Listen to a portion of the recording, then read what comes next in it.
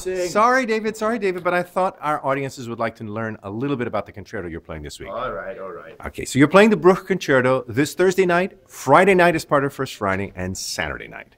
That's right. Have you been playing this concerto a long time? It's one of my childhood concerti. Really? It's a funny story why I started playing it, actually. I heard a recording of Pipets playing it, and I was absolutely mesmerized. And I decided for a Christmas present to my parents, I was going to learn the concerto and surprise them on the Christmas day. So I gave them a card. I learned the concerto in hiding. Somewhere they couldn't hear me because obviously we're all in the same house. So that was tricky. And I think it was the best present they ever got. Ah, that's sweet. So you've played it often then since then? I have played it a lot.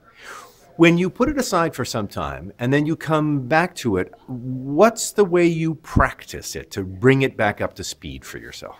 Good question. First and foremost, I try to avoid the mistakes that I did last time I played it. That's the priority number one. I have a bad memory for names and faces and numbers and stuff, but I have a very good memory for music. I can almost tell you each note that I played on a tune last time. Ouch! Which it's, you know, it's like a bit of a blessing in disguise.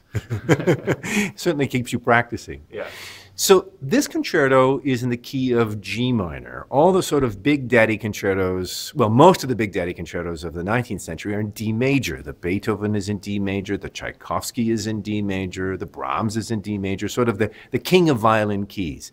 What's special about it that it's in G minor? Is there something in particular? I think for the listener, the first striking thing about it, it opens with the open G.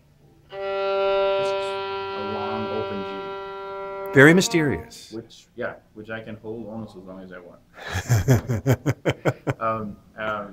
And I think G minor or G major works great for a violin because you can use this a lot, and I love the open G string. So I'm very happy with G minor. So unlike the itinerant violin soloist who goes from orchestra to orchestra, when you stand in front of the Atlanta Symphony Orchestra working with the conductor, this week Tito Munoz, you have 30 experts behind you who are your colleagues. What's different about playing in front of your own orchestra? Well, that could be nerve-wracking. You have, as you said, 30 people behind you that know every note of the concerto. I try to think of it a little differently.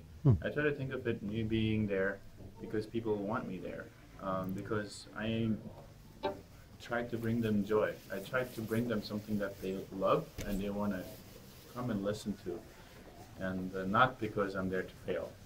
It's kind of, it sounds like an easy mind thing, but it's a big shift for me from when I was younger, and going to competitions, and people come to these competitions because 80% of them are your competitors and they want you to fail.